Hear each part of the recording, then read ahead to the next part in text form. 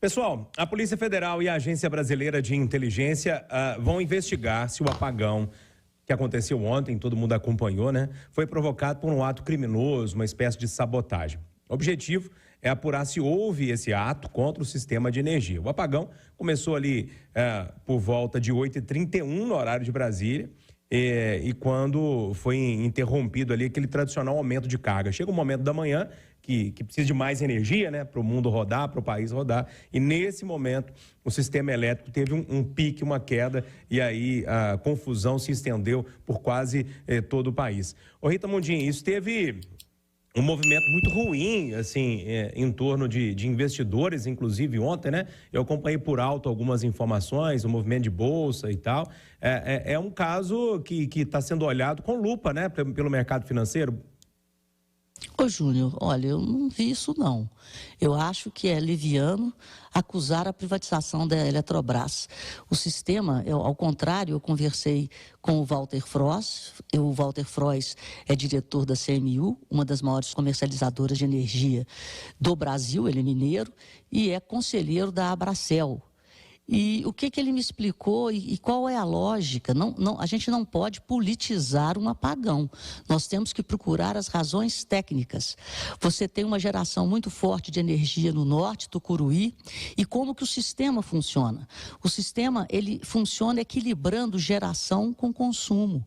E ele pode entrar em apagão, ele pode ter um problema se houver sobrecarga ou subcarga. E no caso ontem, na interpretação do Walter, ele está aguardando assim, o que pode ter acontecido era uma geração excessiva de carga em Tucuruí, então houve mais geração do que consumo, e nesse momento o sistema ele se protege para que não caia todo. E essa sobrecarga foi da ordem de 25%. Então ele sai desligando de norte a sul, porque é tudo integrado. Então ele desliga de norte a sul 25% para não cair totalmente. E a forma com que ele voltou em 6 horas, segundo o Walter também, foi uma coisa muito rápida, não foi uma coisa demorada. E o que ele disse, e que isso é raríssimo, é um episódio raríssimo de acontecer. E, a princípio, identificou-se, né, esse problema nesse encontro das linhas do norte com o sul-sudeste, que é onde consome mais, com onde estava gerando mais. Então, essa foi, vamos aguardar, mas na opinião dele não existe nenhum tipo de politização de um problema técnico. Agora, é muito triste tudo aqui ir para o lado da politização antes de se procurar uma causa técnica. Então, vamos procurar a causa técnica com lupa antes de politizar um apagão que deve ter sido técnico. E aí, repito, o Brasil está absolutamente tranquilo em relação à energia. Os reservatórios estão cheios. Então, ontem nós tivemos um problema de sobrecarga em relação a consumo. E o sistema foi protegido com esse desarme de 25%. Eu não estava nem citando essa questão da politização, Eduardo, mas foi bom a Rita trazer essa história à baila, porque a Janja, primeira-dama, resolveu falar desse assunto ontem e culpar a privatização pelo apagão do nada, né? Como diz lá na roça, tirou do sovaco essa informação. Eu já disse umas 3 vezes aqui que essa Janja ainda vai arrumar complicação sem limite para esse governo. A Janja é empolgada demais, conversa demais, é muita alegria. Passarinho, está muito alegre, gavião pega. Minha mãe falava isso. O engenheiro Luiz Eduardo Barata, que já foi o número 2, né, o secretário executivo do Ministério das Minas e Energia, e já foi diretor do Operador Nacional do Sistema Elétrico, disse que não há, em princípio, o menor vínculo de privatização e o que aconteceu. Agora, o que ele está espantado, e isso dona Janja devia cuidar, isso é do quintal dela, ele está espantado com a demora na explicação. Ele disse que nunca viu isso. E eu vou contar para você, viu, Júnior?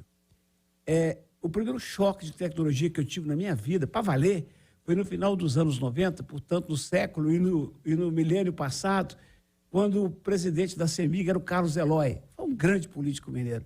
O Carlos Eloy nomeou lá para ser o seu diretor de operações o Zé da Costa, que era outro cara cobrão no assunto, cobrão.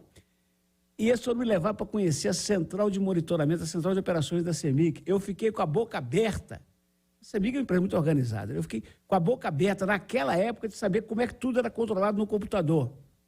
Então, Júlio, esse sistema interligado, ele tem algumas desvantagens. Por exemplo, se a gente for egoísta, como Minas Gerais é a caixa d'água do Brasil, se não houvesse esse sistema interligado, a gente não ia ter apagão aqui nunca, porque energia nós temos de sobra. Mas como você tem que ser patriota e pensar no país, ele é uma bênção. Agora, ele tem defeitos, e um deles é esse, de desligar em cadeia. Mas o que eu vou dizer agora para fechar a prosa, não é eu que estou afirmando, tá? É o cara que sabe tudo e que já esteve lá comandando, Luiz Eduardo Barata. O que ele está considerando, viu, dona Janja? É incompreensível e inaceitável a demora de explicação do governo. Não sai por aí jogando pedra no que você não conhece, não. Cuida das suas atribuições de primeira-dama. E aí, Lucas, esse apagão, um movimento danado ontem em torno dessa história toda. É lógico que a ABIN está investigando, a Polícia Federal, o ministro quer saber se teve alguma sabotagem, alguma coisa do tipo, mas aparentemente uma coisa de problema técnico. Mesmo que, lógico, que a gente ainda vai saber, concordo com o Eduardo, está demorando para explicar. Tem um relatório que o ONS prometeu divulgar em 48 horas, inclusive.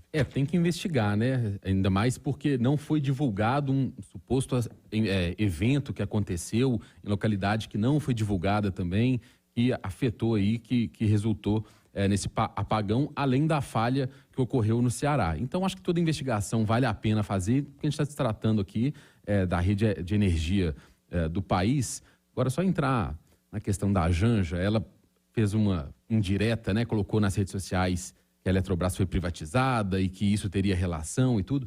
Me lembrou um outro político de Minas aqui, que quando a barragem aqui em Brumadinho caiu, falou que na época que a Vale era estatal, essas coisas não aconteciam. Gente, vamos parar de misturar as coisas, pelo amor de Deus. Não tem nada a ver uma coisa com a outra. Pelo contrário, até.